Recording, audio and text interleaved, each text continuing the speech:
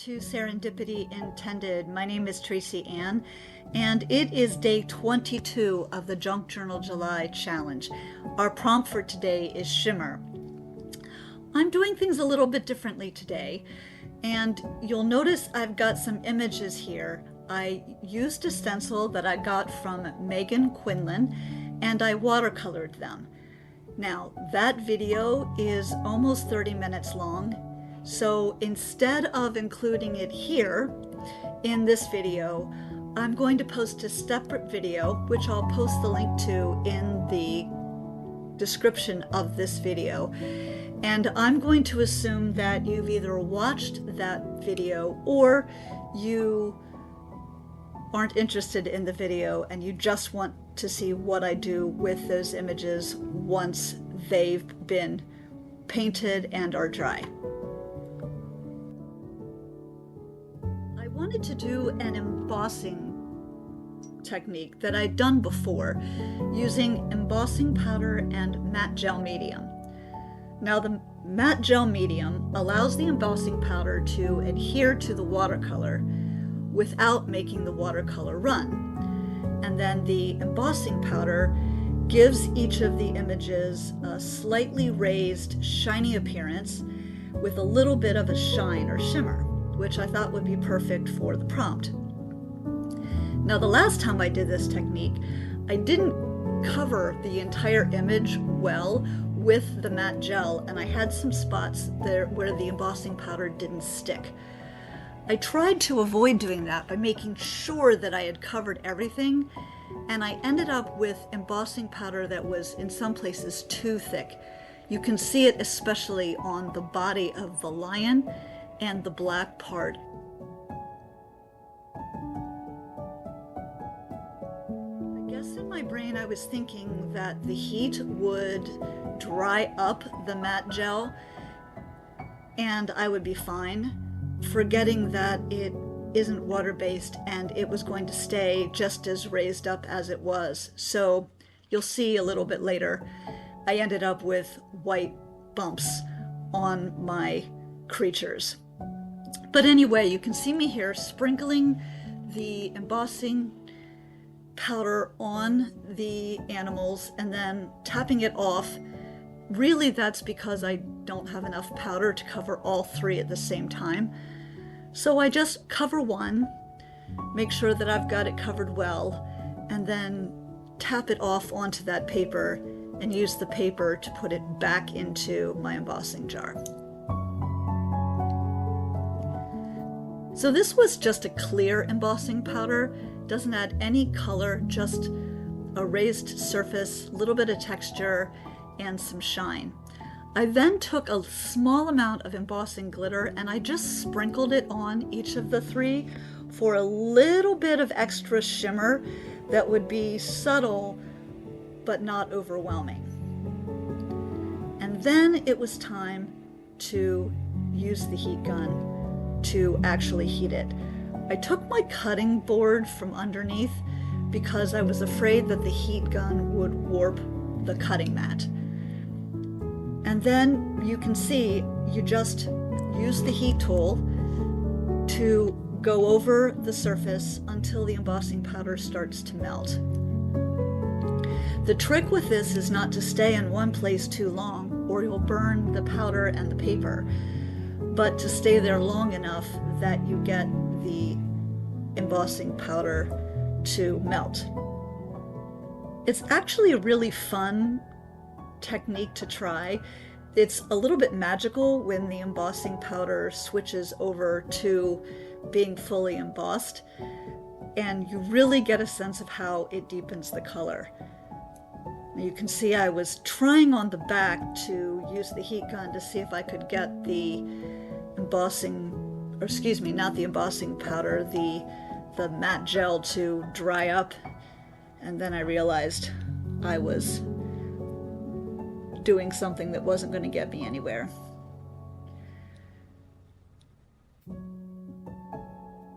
So, not my best moment, but I guess a little bit of proof that we all make mistakes.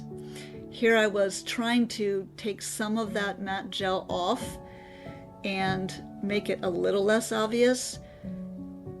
That scraping made it slightly better. It was at least a little flatter, but you could still see the lines. Now, when I painted these figures, I purposely let the watercolor go outside of the lines so that when I was trimming it, I didn't have to be super precise when cutting these out.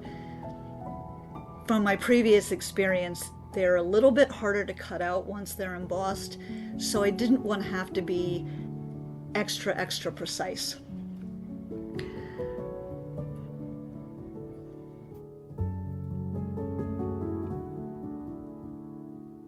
It's always fun when you get to this point and you can see what your finished figures look like.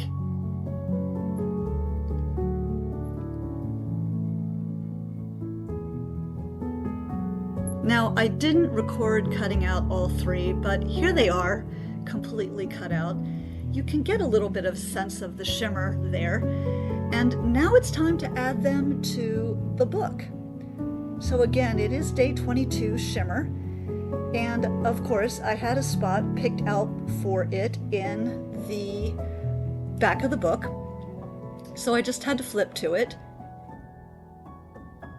I'd previously covered the page with that white graph paper just to give it a plain background, and because I didn't want anything to compete with the bag. I have no idea where I got this super iridescent cellophane bag, but I've been saving it for a while and I just thought this prompt was the perfect time to use it. Cutting it down worked great, but I also had to cut down the side, which then meant the one edge of my bag was open. So once I knew that I had it the right size, then I needed to seal up that other edge. I decided to use some score tape because it's super easy to use. It's just double-sided tape and it's clear, so you wouldn't be able to see it once it was inside of the bag, which was exactly what I needed. So it really was just a matter of putting it down, cutting it to length, peeling off the backing, and then sealing the bag shut.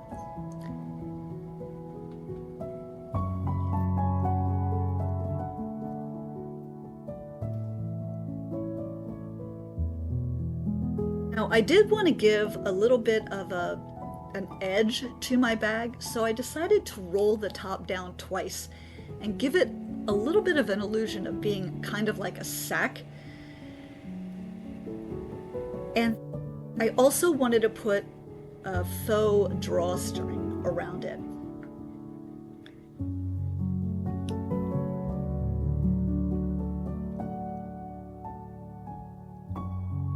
So I went to my stash and I grabbed some white twine and also this ribbon, and I just eyeballed out about how much I would need to go around and then make a bow, and I cut it off. And then I cut the same amount of this sort of sparkly iridescent fiber. I have no idea what it's called, but it was a really pretty bright green and it shimmered, so I thought it was perfect. I twisted the two together to try and integrate them and make them a little bit easier to work with. And it was tough to get them to stay underneath of the bag because it was fairly slippery. Then I just tied it in a knot and then again in a bow.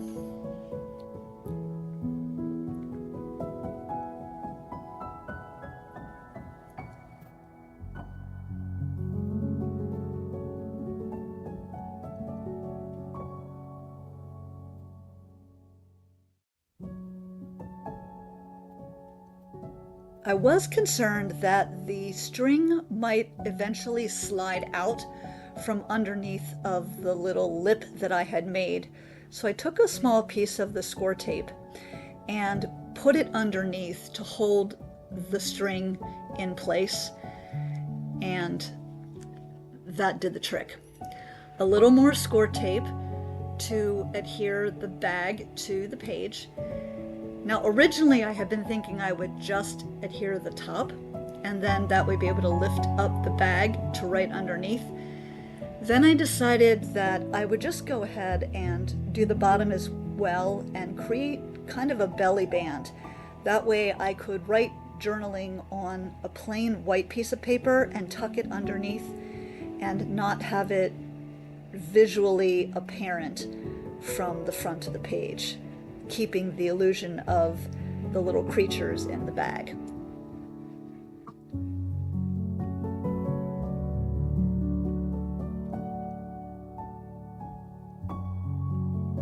The only thing that's left is to add my label for today using my embossing label maker.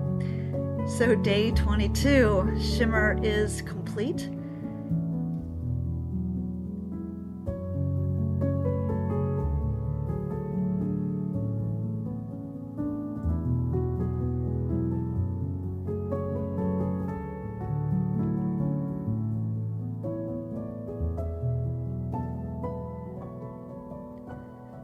Now, the label seemed a little sad, so I grabbed my metallic silver Artix pen and I decided to just add a little bit of shimmer or shine and some of my own marks to the page as well. That's it. If you liked this video, please consider subscribing or at least give it a like. Until tomorrow, make a great day.